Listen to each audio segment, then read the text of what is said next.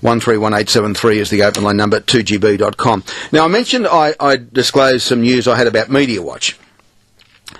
I need to set it up because last Friday, I think it was last Friday, I took a call from a lady who was wanting to have a bet on South Sydney to win the competition. Let's have a listen to the call.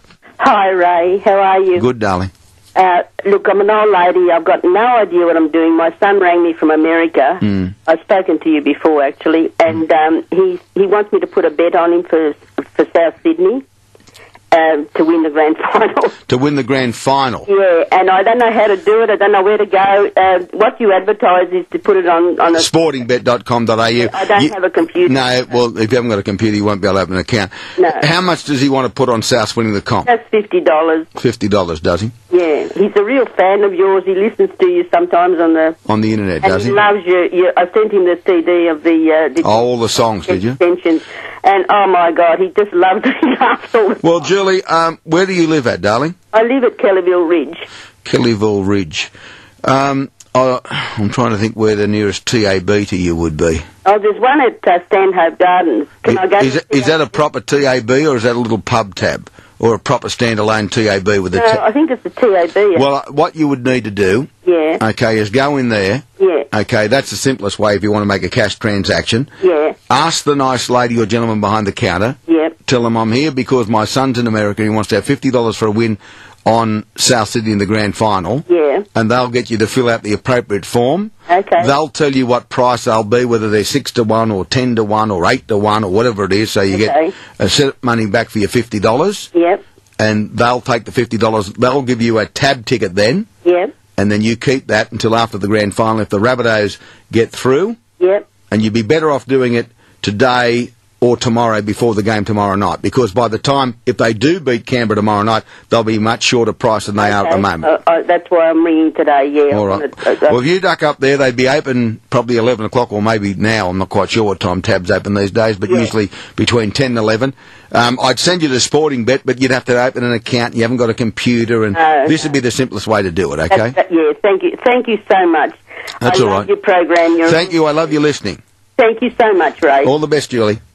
Now, that was a lovely lady who came to air on Friday. Media Watch operate in an open plan office at the ABC, among many other staff, who are not necessarily, judging by what they've told me, fans of Media Watch staff. Now, as that call went to air last Friday, you will have noted that I mentioned Sporting Bet on 2 separate occasions.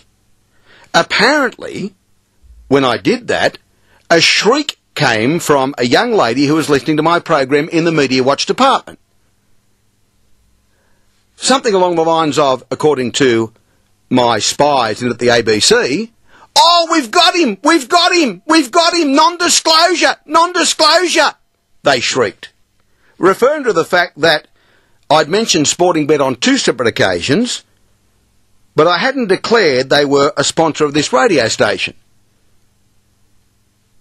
So, apparently this person was howling with delight, and I'm told it was most unusual because last Friday, I should say, I featured all morning in the Media Watch office. In fact, people who don't enjoy my program at the ABC was heard to complain, "Can you turn him off?" Because I was on all morning. Anyway, this young lady, one of the 15 or 16 staff at Media Watch that put together that 15 minutes of TV every Monday night, I don't know what they do for the other 6.5 days a week, but was shrieking, we've got him, non-disclosure." Well, you might remember I came back after that call and said it's a strange old world, you know. There's Julie asking me how she can put a $50 bet on South Sydney to win the comp for her son, and I've directed her to the TAB, not the Sporting Bet.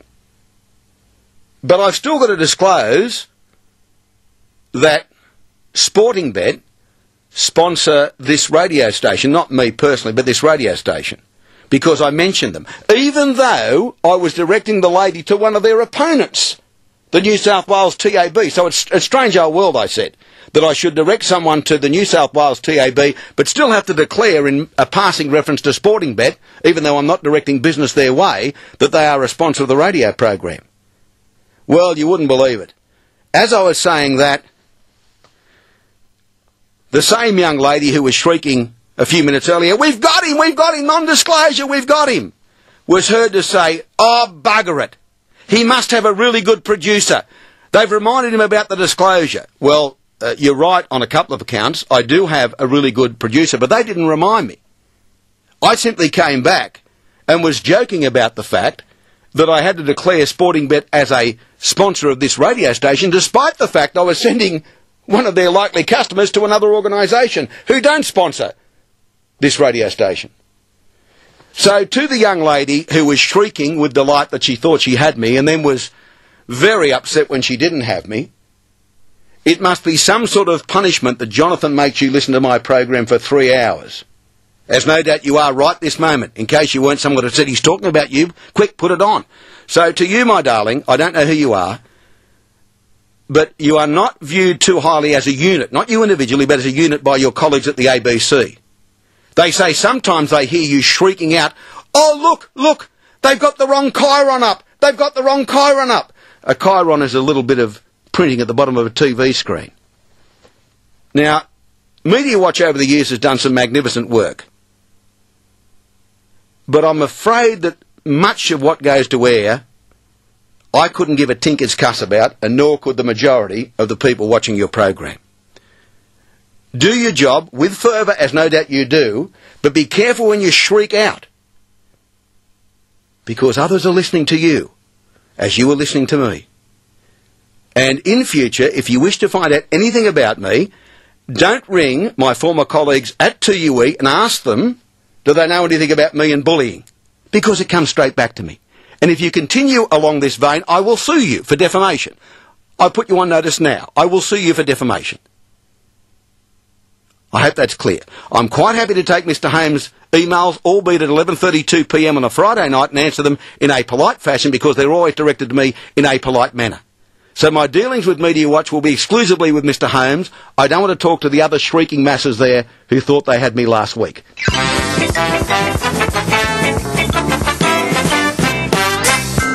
I don't think I'm misdisclosing anyone there. 131873 is the open line number. 2gb.com. Click onto the feedback icon if you would like to join us.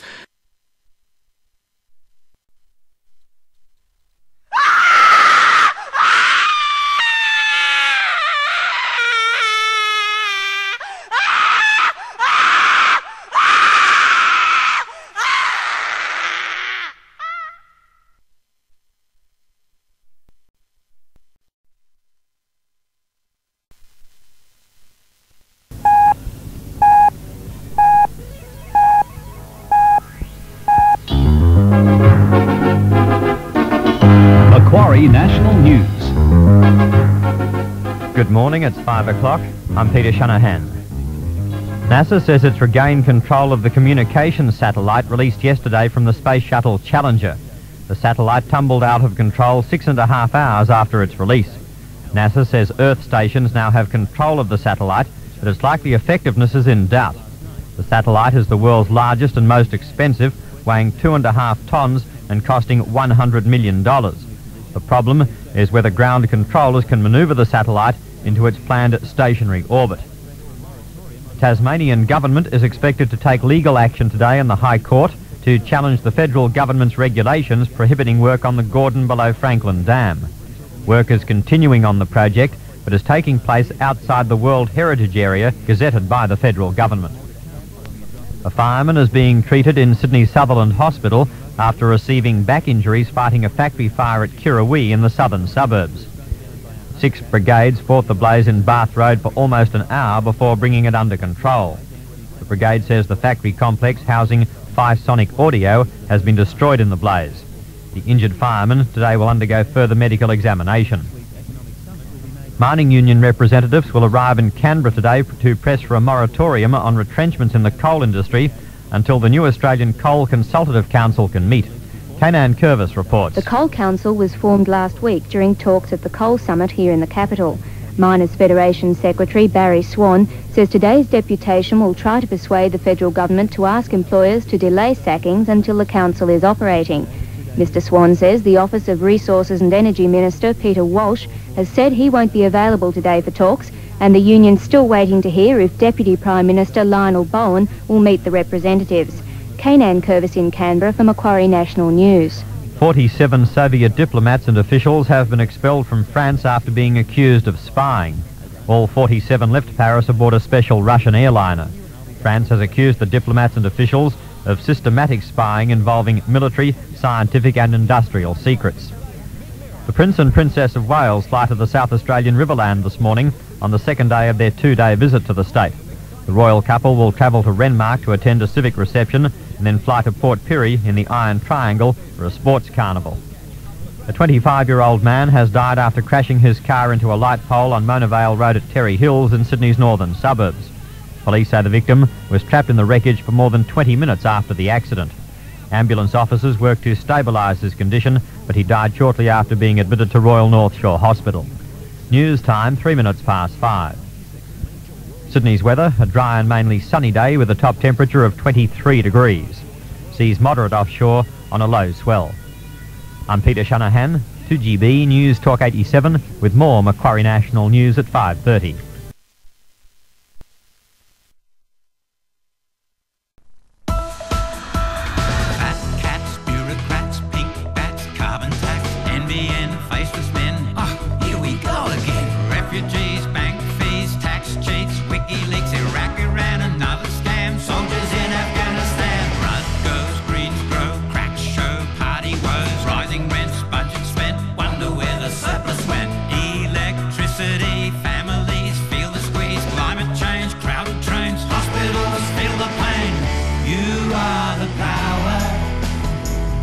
We are the station.